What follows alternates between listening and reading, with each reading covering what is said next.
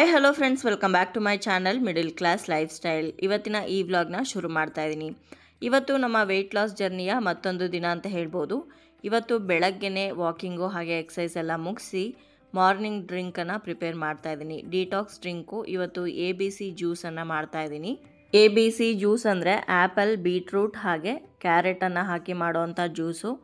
ಈ ಜ್ಯೂಸ್ ಮಾಡೋದಕ್ಕೆ ನಾನು ಒಂದು ಚಿಕ್ಕ ಬೀಟ್ರೂಟ್ ತೊಗೊಂಡಿದ್ದೀನಿ, ಹಾಗೆ ಒಂದು ಚಿಕ್ಕದು ಕ್ಯಾರೆಟ್ ತೊಗೊಂಡಿದ್ದೀನಿ, ಅರ್ಧ ಭಾಗದಷ್ಟು ಆ್ಯಪಲನ್ನು ತೊಗೊಂಡಿದ್ದೀನಿ. ಇದಕ್ಕೆ ಬೇರೆ ಯಾವುದೇ ನಾವು ಉಪ್ಪಾಗಲಿ ಸ್ವೀಟ್ನೆಸ್ ಆಗಲಿ ಏನೂ ಹಾಕಬಾರ್ದು, ಜಸ್ಟ್ ಹಾಗೆ ಗ್ರೈಂಡ್ ಮಾಡ್ಕೊಬೇಕು.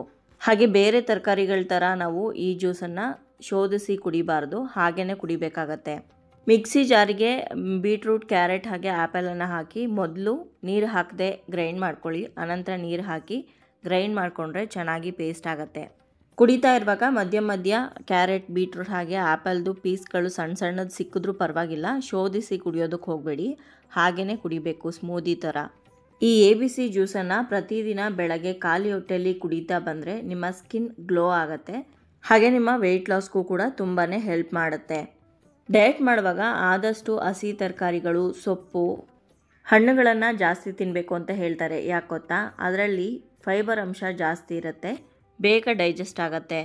ಇತ್ತೀಚಿನ ಜನ್ರೇಷನಲ್ಲಿ ತುಂಬಾ ಅಜೀರ್ಣ ಸಮಸ್ಯೆ ಆಗುವಂಥದ್ದು, ಜೊತೆಗೆ ಕಾನ್ಸ್ಟಿಪೇಷನ್ ಸಮಸ್ಯೆ ಕೂಡ ತುಂಬಾ ಜನಕ್ಕೆ ಕಾಡ್ತಾ ಇದೆ.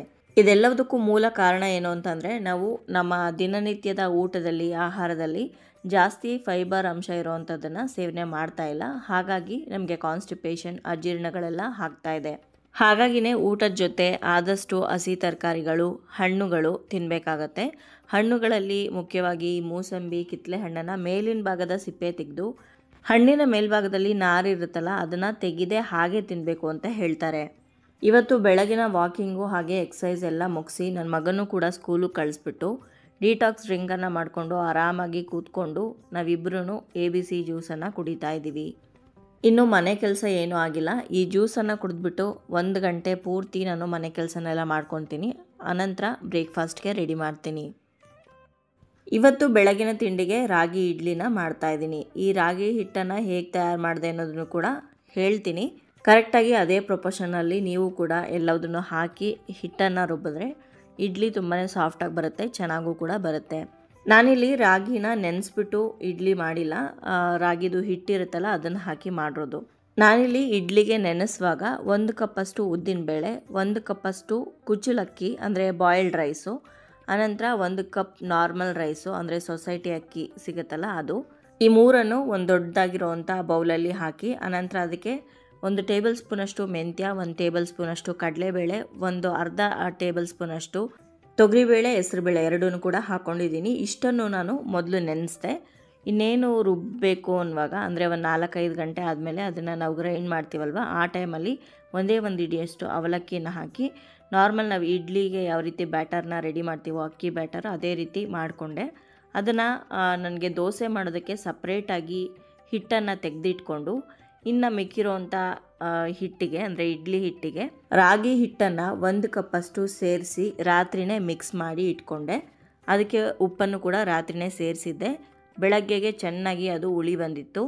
ಅದನ್ನು ಇವಾಗ ಬೆಳಗ್ಗೆ ಎದ್ದು ಚೆನ್ನಾಗಿ ಮಿಕ್ಸ್ ಮಾಡಿಕೊಂಡು ಇಡ್ಲಿ ಪ್ಲೇಟ್ಸ್ಗೆ ಹಾಕಿ ಇಡ್ಲಿ ಪಾತ್ರೆಯಲ್ಲಿ 11-15 ನಿಮಿಷ ಬೇಯಿಸ್ತಾ ಇದ್ದೀನಿ. ಇಡ್ಲಿ ತುಂಬಾ ಚೆನ್ನಾಗಿ ಬಂದಿತ್ತು. ರಾಗಿನ ತೊಗೊಂಡು ಬಂದು ನೆನೆಸಿ ಮಾಡೋದು ಫಜೀತಿ ಆಗುತ್ತೆ ಅಂತ ರಾಗಿ ಹಿಟ್ಟನ್ನೇ ಹಾಕ್ಕೊಂಡು ಇಡ್ಲಿ ಮಾಡಿದ್ದೀನಿ. ಇವತ್ತು ತುಂಬಾ ಸುಲಭವಾಗಿ ಮಾಡ್ಕೊಬೋದು.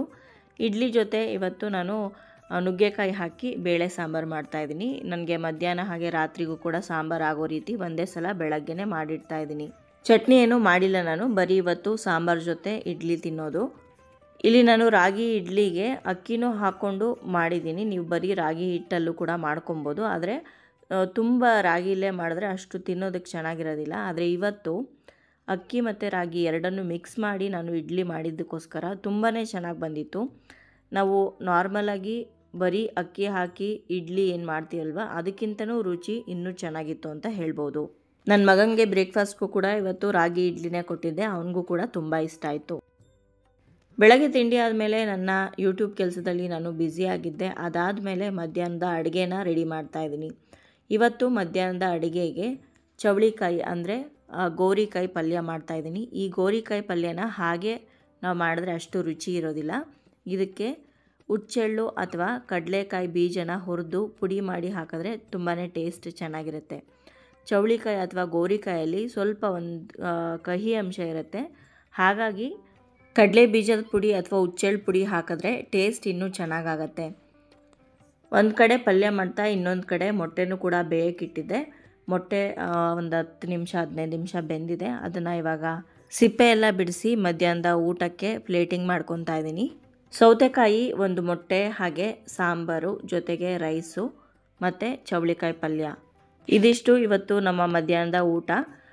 ಇವತ್ತಿನ ಊಟ ಸ್ವಲ್ಪ ಪ್ರೋಟೀನ್ ರಿಚ್ ಅಂತಲೇ ಹೇಳ್ಬೋದು. ಯಾಕಂದರೆ ಬೆಳಗ್ಗೆ ಇಡ್ಲಿಗೆ ಎಲ್ಲ ಥರದ ಬೇಳೆಗಳನ್ನು ಹಾಕಿ ಜೊತೆಗೆ ರಾಗಿಯನ್ನು ಕೂಡ ಹಾಕಿ ಬ್ರೇಕ್ಫಾಸ್ಟ್ ಮಾಡಿದ್ದೆ. ಮಧ್ಯಾಹ್ನ ಮೊಟ್ಟೆ ಜೊತೆ ಚೌಳಿಕಾಯಿ ಪಲ್ಯ ತಿಂದಿದ್ದೆ, ಅದನ್ನು ಕೂಡ ಪ್ರೋಟೀನೇ. ಹಾಗೆ ಇವತ್ತು ರಾತ್ರಿಗೂ ಕೂಡ ಜಾಸ್ತಿ ಮೊಟ್ಟೆನ ಹಾಕಿ ಮೊಟ್ಟೆ ಪಲ್ಯ ಮಾಡ್ತಾಯಿದ್ದೀನಿ. ಯಾಕೆ ಇವತ್ತು ಮೊಟ್ಟೆನ ಇಷ್ಟೊಂದು ಯೂಸ್ ಮಾಡ್ತಾಯಿದ್ದೀನಿ ಅಂತಂದರೆ, ಇನ್ನೇನು ನವರಾತ್ರಿ ಶುರುವಾಗ್ತಾ ಇದೆ. ಹಾಗಾಗಿ ನವರಾತ್ರಿಯಲ್ಲಿ ನಾನ್ ವೆಜ್ ಅಂದರೆ ತಿನ್ನೋ ಹಾಗಿಲ್ಲ. ಅದಕ್ಕೋಸ್ಕರ ಮನೆಯಲ್ಲಿ ತೊಗೊಂಡು ಬಂದಿರೋವಂಥ ಮೊಟ್ಟೆ ಜಾಸ್ತಿ ಇತ್ತು, ಅದನ್ನೆಲ್ಲ ಖಾಲಿ ಮಾಡಬೇಕಾಗಿತ್ತು. ಅದಕ್ಕೋಸ್ಕರ ಎಲ್ಲ ಮೊಟ್ಟೆಗಳನ್ನು ಇವತ್ತು ಖಾಲಿ ಮಾಡೋಣ ಅಂತೇಳಿ ಮಧ್ಯಾಹ್ನ 3 ಮೊಟ್ಟೆನ ಬೇಯಿಸಿದ್ದೆ. ರಾತ್ರಿಗೆ ಎಲ್ಲ ಮೊಟ್ಟೆಗಳನ್ನು ಹಾಕಿ ಪಲ್ಯ ಮಾಡ್ತಾಯಿದ್ದೀನಿ. ಟೋಟಲಾಗಿ 8 ಮೊಟ್ಟೆಗಳನ್ನ ಹಾಕಿ ಎಗ್ ಬುರ್ಜಿ ಮಾಡ್ತಾಯಿದ್ದೀನಿ, ಚಪಾತಿ ಜೊತೆ ಹಾಗೆ ಅನ್ನದ ಜೊತೆ ನೆಂಚ್ಕೊಂಡು ತಿನ್ನೋದಕ್ಕೆ ಅಂತ. ಮೊಟ್ಟೆಗಳು ಜಾಸ್ತಿ ಇರೋದ್ರಿಂದ ಎಲ್ಲದೂ ಕೂಡ ಒಡೆದ್ಬಿಟ್ಟು ಹಾಕೋಷ್ಟರಲ್ಲಿ ಒಂದು ಬೆಂದೋಗುತ್ತೆ, ಒಂದು ಬೇಯೋದಿಲ್ಲ ಅಂತ ಹೇಳಿ ಎಲ್ಲದನ್ನು ಒಂದು ಬೌಲ್ಗೆ ಒಡ್ಕೊಂಡು ಹಾಕ್ಕೊಂಡು ಅದನ್ನಿವಾಗ ಚೆನ್ನಾಗಿ ಬೀಟ್ ಮಾಡ್ಕೊತಾ ಇದ್ದೀನಿ. ಇಲ್ಲೇ ಚೆನ್ನಾಗಿ ಮಿಕ್ಸ್ ಮಾಡಿಕೊಂಡು ಅದಾದಮೇಲೆ ಪಲ್ಯಕ್ಕೆ ಹಾಕ್ತೀನಿ. ಎಗ್ಗಲ್ಲಿ ಪ್ರೋಟೀನ್ ಅಂಶ ಜಾಸ್ತಿ ಇರುತ್ತೆ. ವೆಯ್ಟ್ ಲಾಸ್ ಮಾಡುವಾಗ ಪ್ರೋಟೀನನ್ನು ಜಾಸ್ತಿ ತೊಗೋಬೇಕು ಅಂತಲೂ ಕೂಡ ಹೇಳ್ತಾರೆ. ಎಗ್ ತಿಂದೇ ಇರೋರಿಗೆ ಪನ್ನೀರನ್ನ ನೀವು ತೊಗೊಬೋದು, ಟೋಫು ತೊಗೋಬೋದು, ಸೋಯಾ ಚಂಕ್ಸ್ ಇರುತ್ತಲ್ಲ ಅದನ್ನು ತೊಗೊಬೋದು. ಕೆಲವರು ನಾನ್ ವೆಜ್ ತಿಂತೀವಿ ಅನ್ನೋರು ಚಿಕನ್ ತೊಗೊಬೋದು. ಮೊಟ್ಟೆನ ಸುಮಾರು ರೀತಿಯಲ್ಲಿ ನೀವು ಬಳಸ್ಬೋದು. ಅಂದರೆ ನಾನಿವತ್ತು ಎಗ್ ಬುರ್ಜಿ ಮಾಡ್ತಾಯಿದ್ದೀನಿ. ನೀವು ಆಮ್ಲೆಟ್ ಮಾಡ್ಕೊಂಡು ಯೂಸ್ ಮಾಡ್ಬೋದು ಅಥವಾ ಬೇಯಿಸಿ ತಿನ್ಬೋದು. ಎಗ್ ಬಿರಿಯಾನಿ ಮಾಡ್ಬೋದು, ಎಗ್ ಕರಿ ಮಾಡ್ಬೋದು. ಸುಮಾರು ರೀತಿಯಲ್ಲಿ ಎಗ್ಗನ್ನು ನಾವು ಅಡುಗೆಯಲ್ಲಿ ಬಳಸ್ಬೋದು. ಎಗ್ ಬುರ್ಜಿ ಮಾಡಿದ್ರೆ ತಿನ್ನೋದಕ್ಕೂ ಚೆನ್ನಾಗಿರುತ್ತೆ. ಜೊತೆಗೆ 8 ಮೊಟ್ಟೆ ಹಾಕಿದ್ದೀವಿ ಅಂತ ಅನಿಸೋದಿಲ್ಲ, ಸ್ವಲ್ಪನೇ ಪಲ್ಯ ಆಗುತ್ತೆ. ಪೂರ್ತಿ ಅದೆಲ್ಲ ಹುರಿದ್ಬಿಟ್ಟು ರೆಡಿ ಮಾಡೋ ಅಷ್ಟರಲ್ಲಿ. ಹಾಗಾಗಿ ನಾನು ಪಲ್ಯನೇ ಮಾಡ್ಕೊತಾ ಇದ್ದೀನಿ. 8 ಮೊಟ್ಟೆಗಳನ್ನ ಬೇಯಿಸ್ಬಿಟ್ಟು ಬರೀ ಹಾಗೆ ಅಂತೂ ತಿನ್ನೋದಕ್ಕೆ ಇಷ್ಟ ಆಗೋದಿಲ್ಲ ನಮ್ಮ ಮನೇಲಿ ಯಾರಿಗೂ. ಹಾಗಾಗಿ ಇನ್ನು ಮೊಟ್ಟೆ ಹಾಕಿದ ತಕ್ಷಣ ತಿರುಗಿಸ್ಬಿಟ್ರೆ ಒಂಥರ ಪಾತ್ರೆ ಎಲ್ಲ ಸ್ಮೆಲ್ ಆಗ್ತಾ ಇರುತ್ತೆ. ಹಾಗೆ ಪಾತ್ರೆಗೂ ಕೂಡ ತುಂಬ ಅಂಟ್ಕೊಂಡ್ಬಿಡುತ್ತೆ. ಅದಕ್ಕೋಸ್ಕರ ಮೊಟ್ಟೆ ಹಾಕಿದ ತಕ್ಷಣ ಮಿಕ್ಸ್ ಮಾಡೋದಕ್ಕೆ ಹೋಗಬೇಡಿ. ಒಂದು 5-10 ನಿಮಿಷ ಅದರಲ್ಲಿ ಹಾಗೆ ಬಿಟ್ಟು, ಅಂದರೆ ಮುಚ್ಚಿಟ್ಟು ಅನಂತರ ನೀವು ಚೆನ್ನಾಗಿ ಮಿಕ್ಸ್ ಮಾಡಿಕೊಂಡ್ರೆ ಪಾತ್ರೆಯಲ್ಲಿ ಅಂಟೋದಿಲ್ಲ, ಜೊತೆಗೆ ಸ್ಮೆಲ್ಲು ಕೂಡ ಬರೋದಿಲ್ಲ. ನೋಡಿ, ಅಷ್ಟೊಂದೆಲ್ಲ ಮೊಟ್ಟೆ ಹಾಕಿದರೂ ಕೂಡ ಪಲ್ಯ ಆಗಿರೋದು ಇಷ್ಟೇ. ರಾತ್ರಿ ಊಟಕ್ಕೆ ಪ್ಲೇಟಿಂಗ್ ಮಾಡ್ಕೊಂಡಿದ್ದೀನಿ. ಬೆಳಗ್ಗೆ ಮಾಡಿದ ಸಾಂಬಾರು ಉಳಿದಿತ್ತಲ್ಲ, ಅದನ್ನು ಸ್ವಲ್ಪ ರೈಸ್ ಜೊತೆ ತೊಗೊಂಡಿದ್ದೀನಿ. ಒಂದೇ ಒಂದು ಚಪಾತಿ ಜೊತೆಗೆ ಸ್ವಲ್ಪ ಈರುಳ್ಳಿ ನೆಂಚ್ಕೊಳ್ಳೋದಕ್ಕೆ, ಹಾಗೆ ಮೊಟ್ಟೆ ಪಲ್ಯ ಜಾಸ್ತಿ ಹಾಕ್ಕೊಂಡಿದ್ದೀನಿ. ಇದಿಷ್ಟು ನಮ್ಮ ರಾತ್ರಿಯ ಊಟ ಆಗಿತ್ತು. ಇನ್ನು ನಾವು ಈ ಡಯಟನ್ನು ಶುರು ಮಾಡಿ ಹತ್ರ 1 ತಿಂಗಳಾಗ್ತಾ ಬಂತು. 20 ದಿವಸ ಅಂತೂ ಆಗಿದೆ. ಈ ಮಧ್ಯ ಕೆಲವೊಂದು ಸಲ ನಮ್ಮ ಡಯಟನ್ನು ನಾವು ಫಾಲೋ ಮಾಡೋದಕ್ಕಾಗಿಲ್ಲ. ಯಾಕಂದರೆ ಸುಮಾರು ಮನೆಯಲ್ಲಿ ಪಕ್ಷದ ಹಬ್ಬ ಇತ್ತು. ನನ್ನ ಹಸ್ಬೆಂಡ್ ಮನೇಲಿತ್ತು, ಹಾಗೆ ನಮ್ಮ ದೊಡ್ಡಮ್ಮವ್ರ ಮನೆಗೆ ಹೋಗಿದ್ದೆ. ಜೊತೆಗೆ ನಮ್ಮ ಅಣ್ಣವ್ರ ಮನೆಯಲ್ಲೂ ಕೂಡ ಪಕ್ಷದ ಹಬ್ಬ ಮಾಡಿದ್ರು. ಇಂಥ ಟೈಮಲ್ಲೆಲ್ಲ ನಮ್ಮ ಡಯಟನ್ನು ಹೇಗೆ ನಾವು ಫಾಲೋ ಮಾಡ್ಬೋದು ಅಂತಂದರೆ, ಮೇಯ್ನ್ ಊಟ ಕಡಿಮೆ ಮಾಡಿ ಸೈಡ್ಸ್ನ ಜಾಸ್ತಿ ತೊಗೊಳ್ಳೋದು. ಅಂದರೆ ಇವಾಗ ನಮ್ಮ ಬಾಡಿ ಆಲ್ರೆಡಿ 15 ಡೇಸಿಂದ ಅಡ್ಜಸ್ಟ್ ಆಗಿದೆ. ನಾವು ಸ್ವಲ್ಪನೇ ಊಟ ಮಾಡ್ತಾ ಇರೋದ್ರಿಂದ ನಾವಿವಾಗ ಜಾಸ್ತಿ ಊಟ ಮಾಡಿಬಿಟ್ರೆ ಅದು ಹೆವಿ ಅನಿಸ್ಬಿಡುತ್ತೆ. ಹಾಗಾಗಿ ಮುದ್ದೆ ಅಥವಾ ಒಬ್ಬಟ್ಟು ಅಥವಾ ನಾನ್ ವೆಜ್ ಮಾಡಿದರೆ ಬಿರಿಯಾನಿ, ಚಪಾತಿ ಇದನ್ನೆಲ್ಲ ಕಡಿಮೆ ತೊಗೊಂಡು ಪಲ್ಯಗಳು, ಕೋಸಂಬರಿ ಈ ರೀತಿಯಾದಂಥದ್ದನ್ನು ಸ್ವಲ್ಪ ಜಾಸ್ತಿ ತೊಗೋಬೇಕು. ಆವಾಗ ಮ್ಯಾನೇಜ್ ಆಗುತ್ತೆ. ಇನ್ನು ಡಯಟ್ ಮಾಡುವಾಗ ಕಂಪ್ಲೀಟಾಗಿ ಫ್ರೈಡ್ ಐಟಮ್ಸ್ನ ಅಥವಾ ಜಂಕ್ ಫುಡ್ನ ಅವಾಯ್ಡ್ ಮಾಡಿರ್ತೀವಿ. ಹಬ್ಬದಲ್ಲೂ ಕೂಡ ಆದಷ್ಟು ಫ್ರೈ ಮಾಡಿರುವಂಥ ವಡೆ, ಕಬಾಬ್ ಈ ರೀತಿ ಎಲ್ಲ ಇದ್ದರೆ 1-2 ಪೀಸ್ನ ತಿಂದು ಸ್ಟಾಪ್ ಮಾಡೋದು ಒಳ್ಳೆಯದು. ಜಾಸ್ತಿ ತಿನ್ನೋದಕ್ಕೆ ಹೋಗಬೇಡಿ. ನೀವು ಇಡೀ 15 ದಿವಸ ಮಾಡಿರೋವಂಥ ಡಯಟ್ ವೇಸ್ಟ್ ಆಗುತ್ತೆ.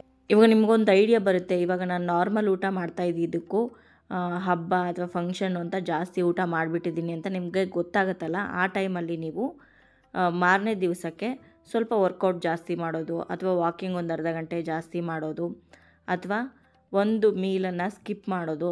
ಅಂದರೆ ಊಟದ ಬದಲಾಗಿ ಬರೀ ಹಸಿ ತರಕಾರಿಗಳು ಈ ರೀತಿ ತಿಂದು ಬೆಳಗ್ಗೆ ಬ್ರೇಕ್ಫಾಸ್ಟ್ನ ಸ್ಕಿಪ್ ಮಾಡೋದ್ರಿಂದನೂ ಕೂಡ ನೀವು ಮೇಂಟೈನ್ ಮಾಡ್ಬೋದು.